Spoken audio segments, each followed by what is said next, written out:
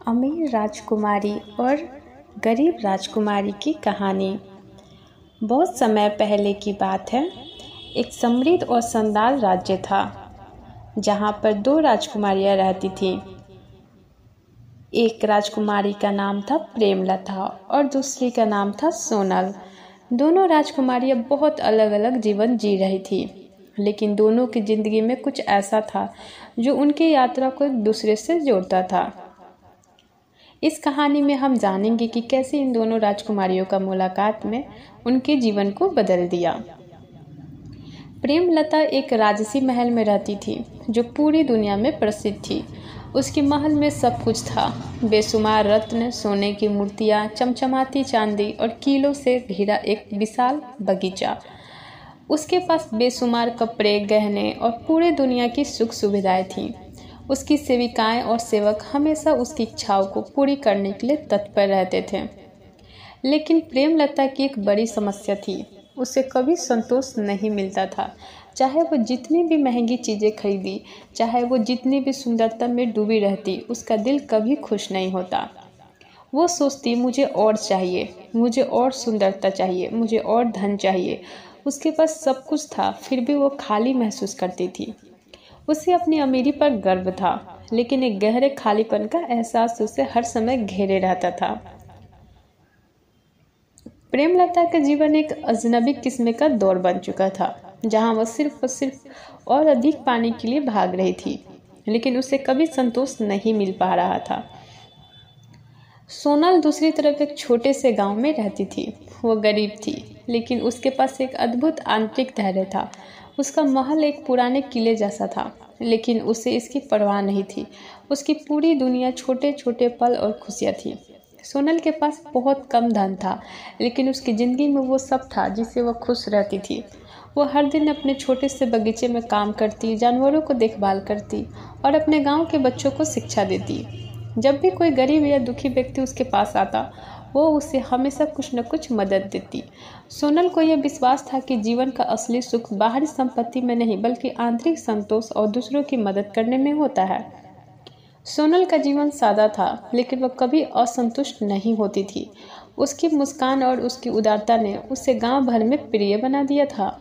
लोग उसे देखकर ये महसूस करते थे कि असली खुशी बाहरी चीज़ों में नहीं, बल्कि दिल की अच्छाई और संतुष्टि में ही होती है।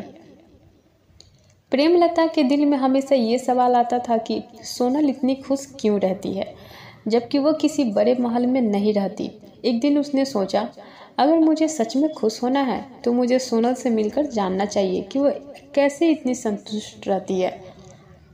प्रेमलता ने अपने महल के कुछ सेवकों को आदेश दिया और सोनल के गांव में गए।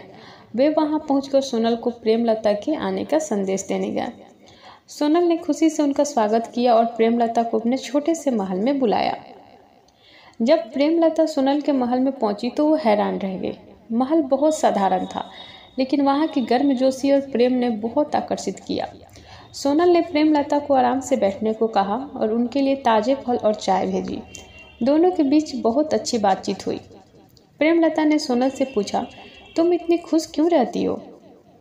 तुम्हारे पास बहुत कुछ नहीं है, फिर भी तुम हमेशा संतुष्ट रहती हो। तुम्हारी ये खुशी का राज क्या है? सोनल मुस्कुराते हुए बोली, प्रिय राजकुमारी, सच्ची खुशी हमारे दिल से मिलती है, ना कि बाहरी चीज़ों से। जब हम अपने पास जो कुछ भी है उससे संतुष्ट रहते हैं और दूसरों की मदद करते हैं, तो असली खुशी हमें वहीं मिलती है। मैं खुश हूँ क्योंकि मैं जानती हूँ कि मैं दूसरों की मदद कर सकती हूँ और समाज के लिए कुछ अच्छा कर रही हूँ। मेरे पास बहुत कुछ नहीं है, लेकिन मुझे कभी इसकी कमी महसूस नहीं होती है। सोनल की बातों ने प्रेमलता को गहरे सोच में डाल दिया। वो सोचने लगी, सोनल ठीक कह रही है। मुझे जो चीज़ें चाहिए वो मेरे पास है, लेकिन मैं हमेशा कुछ और पाने की कोशिश करती रहती हूँ। शायद मुझे अपनी सोच बदल देनी चाहिए। प्रेमलता ने सोनल से विदा ली और अपने महल लौट आई। अब उसकी सोच पूरी तरह बदल चुकी थी। उसने ठान लिया था कि वो अपनी संपत्ति का सही उपयोग करेगी। उसने महल के कर्मचारियों से कहा कि अब वो ज़रूरतमंदों की मदद करेगी। पहले वो अपने महल की दीवारों के अंदर बसी रहती थी, लेकिन अब उसने बाहर दुनिया से संपर्क बढ़ाना शुरू किया। प्रेमलता ने अपनी अधिकांश समय समाज के लिए काम करने में बिताना शुरू किया। उसने गरीब बच्चों के लिए स्कूल खोले जहां बच्चों को मुफ्त शिक्षा मिलती थी। उसने बगीचों में फल और सब्जियां उगाई और इनका वितरण गांव में किया। धीरे धीरे उसकी सोच और दृष्टिकोण में एक बड़ा बदलाव आया और अब वो अपनी संपत्ति का उपयोग दूसरों की मदद करने के लिए कर रही थी। कुछ महीनों बाद सोनल फिर से प्रेमलता से मिलने आई। उसने देखा कि प्रेमलता अब एक पूरी तरह से अलग इंसान बन चुकी थी। प्रेमलता ने सोनल से कहा, तुम्हारे शब्दों ने मेरी जिंदगी बदल दी। सोनल, अब मैं जानती हूँ कि असली खुशी और संतुष्टि केवल दूसरों की मदद करने में होती है।